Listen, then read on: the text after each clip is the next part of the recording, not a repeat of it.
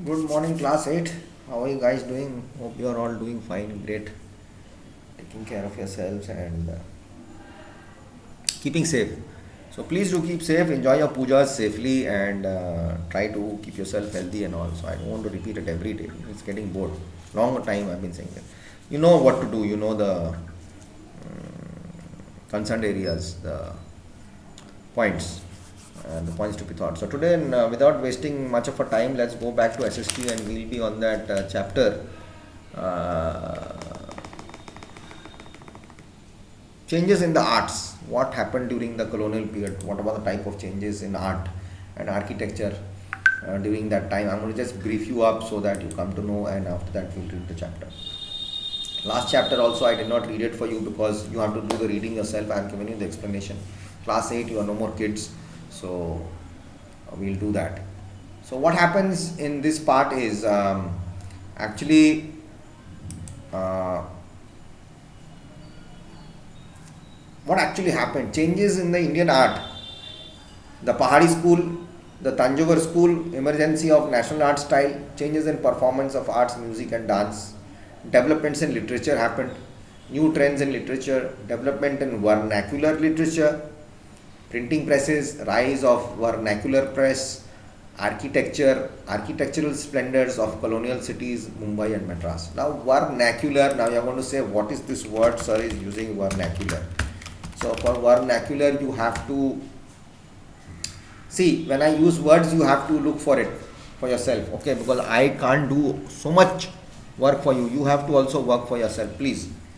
The type of language or dialect spoken by the ordinary people of a region, or the architecture concerned with domestic and functional rather than public monumental buildings, which deals with people, domestic functionals, or one's mother tongue, vernacular of architecture.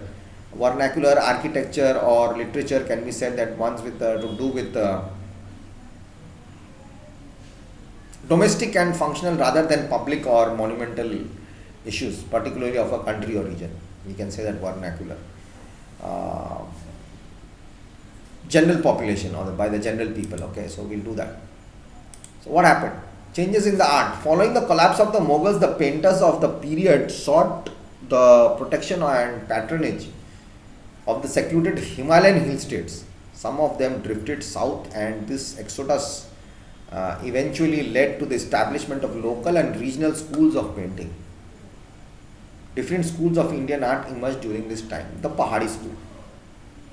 The features of the Pahadi school included rich harmony of color, details of people's everyday life, their religious or religions. Some of them are also based on Indian melodies known as the Ragamala. Okay. This is under the British rule when this was happening. Okay, I'm just giving you a brief information. If you have a notebook and copy, please do write it down. The Tanjore school. Another regional style developed in Tanjore, that is South India. Many rulers during those days decorated the interiors of their palaces with murals, and these covered themes from the Puranas.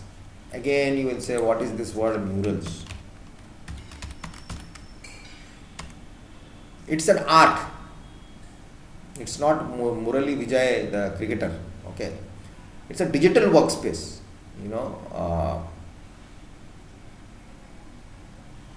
Involves to learn and think, collaborate visually to solve important problems. Is called a mural digital. What is mural in art? If you want to say, it's a broadly defined as a painting or other work of art executed directly on a wall or ceiling, permanent surface. It's incorporated into artwork on the wall. Permanent surface, there's not going to be any change. It can be a wall, it can be a ceiling, it can be a pillar, it can be a permanent surface, anything. That's called a mural. Oh my god, it's like teaching kids now. You are as if I'm talking to class 6 children or class 5 children. Emergence of the national art style, what happened? By the end of the 18th century, Indian art got influenced by the new styles introduced by the British. However, what happened was there was a centrally reaction against the Abindranath Tagore. Actually, it was a reaction against the staleness and degeneration of the Indian art tradition. So, Abindranath Tagore was one of them who consciously tried to recreate a national art style. He and few others tried to revive the classical Indian tradition of painting. The school of painting that developed as a result became to be known as the Bengal School, which centers in Calcutta and Shantiniketan.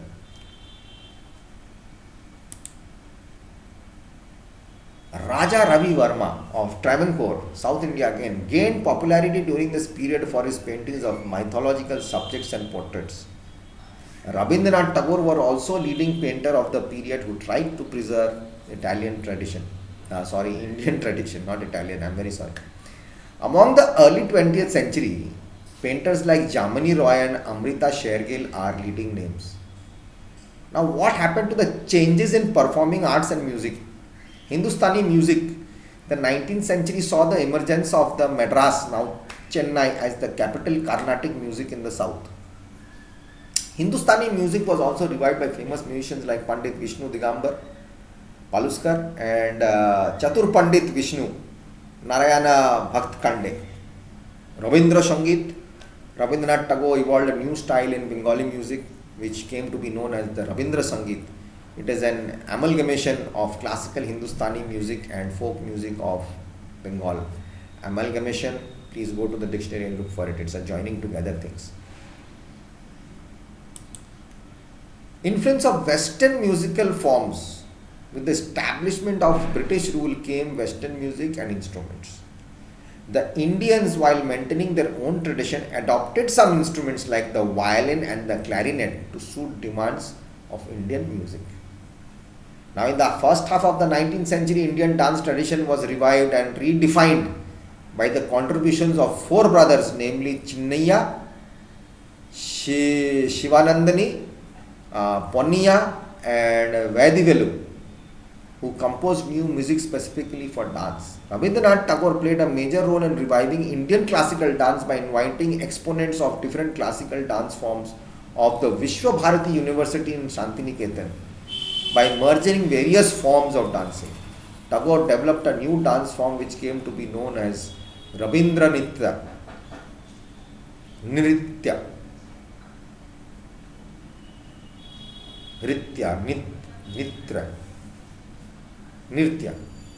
Rabindra Nritya. Bad at Hindi. What were the developments in literature? The language of Mughal ruling class in 18th century was Persian. We all know that, which was also the official language in the court. They were speaking Persian. All things were done in Persian. Then it came into a compact of Urdu. Sanskrit and Arabic were the languages used by the Hindu and Muslims scholars respectively. I don't say Muslims, it is called Muslims. Pronunciation. During the reign of Lord Wellesley in early 19th century, Mughal tradition was replaced by British paramountcy. And in 1835, the British adopted an education policy which favored English education. Then the new trends in literature comes in. Most of the literature of the earlier times drew their themes heavily from mythology or religious texts. The early works almost invariably composed in the verse. Modern 13th century literature was mostly written in prose style. New forms of literary written developed such as drama, novel, short story, essays came into action, came into the picture. Literature became a mirror of the society, reflected the changes that were taking place. It proved to be instrumental promoting social reforms, unholding social problems and supporting the national struggle for freedom. Several political leaders from different parts of the country such as Bal Gangadhar Tilak, Lala Lajpat Rai, Kasturi Rakna, Iyengar and T. Prakasham emerged as important literary figures. Again, vernacular literature, developments in the vernacular literature. Some of the great writers of the regional language of India were Munshi Premchand, Bharatendu Harishchandra in Hindi, Muhammad Iqbal in Urdu, Rabindranath Tagore, Bankim Chandra Chatterjee, Sarat Chandra Chatterjee in Bengali, Fakir Mohan Senapati in Odia, Hemchandra Baru in Assamese, Hari Narayan Apte in Marathi, Kumara Asan and Valathol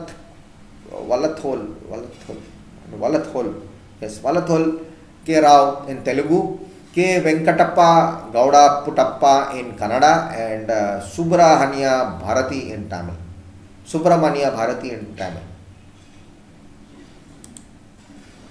Printing presses. The printing press was introduced in the country by the Portuguese in 1557. The first book was published by Jesus of Goa. The English East India Company established a printing press only in 1684. The press was set up in Bombay. James Augustus Hickey, who began publishing the first newspaper in India on 29 January 1780, the Bengal Gazette. Now vernacular press is also rising up. 1824, Raja Ram Mohan Roy adopted against a revolution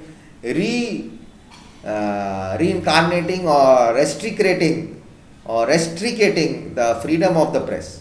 The early phase of nationalist movement from 1870 to 1918 focused more on the political propaganda, education, formation of nationalist ideology and mobilization of public opinion. Come back in the next video and we'll go ahead with it. I'm going to give you a brief description. You are going to read and learn.